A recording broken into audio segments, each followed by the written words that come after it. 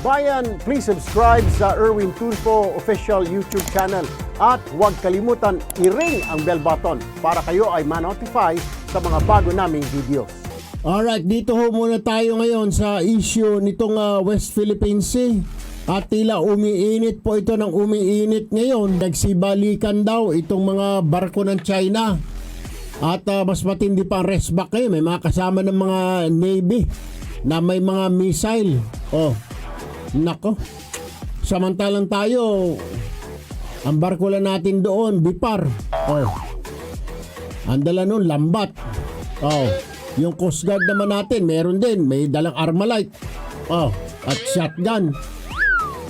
At life jacket. Siyempre, Coast Guard. Oo, salbabida. Yung Navy, nako, ewan ko. Diyos ko po naman.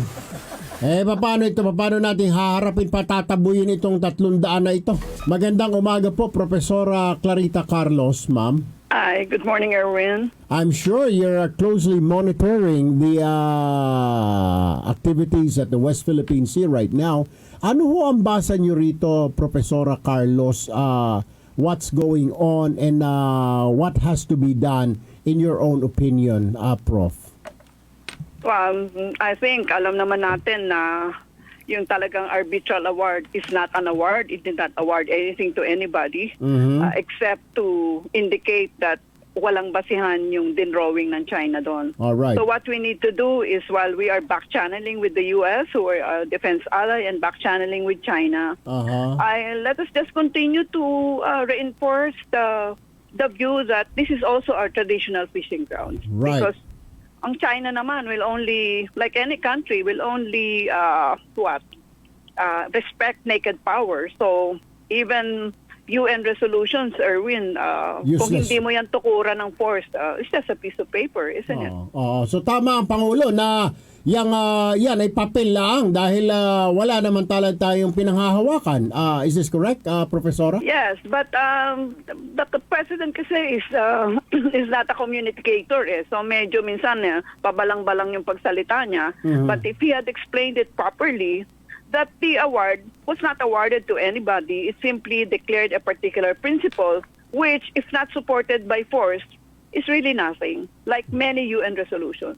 Alright, ginagamit ngayon na Profesora ng mga opposition, ng mga anti-Duterte administration, itong promise niya before during elections, which I'm sure you remembered, na mag-jet ski siya going to West Philippine Sea. Ang sinasabi ng palasyo lately, common sense na hindi naman talaga po pwede ka mag-jet ski. Pero sabi naman ng kabilang kampo, hindi naman namin sinabi mag-jet ski. Yung pinangahawakan namin, yung promise niya na he will do everything. If you really look at the statement, he will do everything to protect our territory. But the president said, it's just a joke. It was just a joke. Yeah, if we set aside the jet ski remarks, and we all know naman, alam mo naman yung presidente, either he's exaggerating, he's engaging in hyperbole, or pabalang-balang ang salita niya. I think he is, and this is an apology, not an apology for the administration, he's doing everything that he can within the limits of our resources. And that is why I said, Erwin, I don't know if in our previous interviews, I already introduced the notion of a regional fishing agreement. Right. Because China cannot unilaterally declare a fishing holiday, etc. Because this is not really within her territory where she can lay down the rules. Right. So let's have a regional fishing agreement so there is a collective decision on who, what, when to fish, when not to fish. And hindi lang siya nagde-decide na kung kailan siya hahango ng isda na pinanganak naman sa Palawan, di ba? Do you really believe, Professor Carlos, they're just there to fish, or they're there to make another structure, build an artificial island? Both, actually. And kasalanan din natin. You know, we're really gago and stupido. You remember in 2004, we have this joint maritime seismic agreement with them. And they mapped out our seabed. I mean, you map out the seabed because you're looking for rare earth metals. You know, you're looking for precious minerals in the seabed. So if you allow them to map them out, I mean, Sino kaya yung, who is the brainless one? Tayo, di ba? We are really the enemy, unfortunately, Erwin. So it was our fault in the first place for letting them map out our oceans, right? Precisely. May magagawa pa ba tayo ngayon dito, Profesora? At ano ang dapat gawin ng gobyerno? Dahil alam naman natin, we don't have the capability to drive them away because we don't have enough firepower or our military might. So ano ang pinakamagandang best solution dito, Profesora, sa inyong basa? Well, two things. China obviously will be the next superpower if it is not yet already.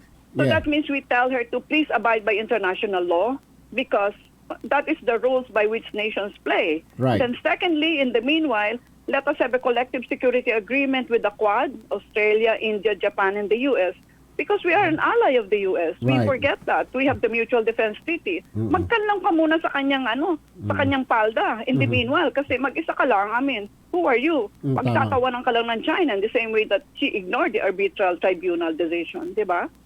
Ano ho, Anyways. yes, ano ho reaksyon ninyo, Profesora, na sinasabi pa ng ilang oposisyon na kaya hindi tayo makakilos ngayon because of the fact na we're at the mercy of China dahil sa mga bakuna na pinapadala nila, itong mga Sinovac, parang ika nga, bibigyan kita, tumahimik ka na lang ito, papadalhan kita ng mga bakuna. What is your assessment on this? I think that's silly. China donated to so many others. No? I don't think so. Ang babaw naman nila. Right.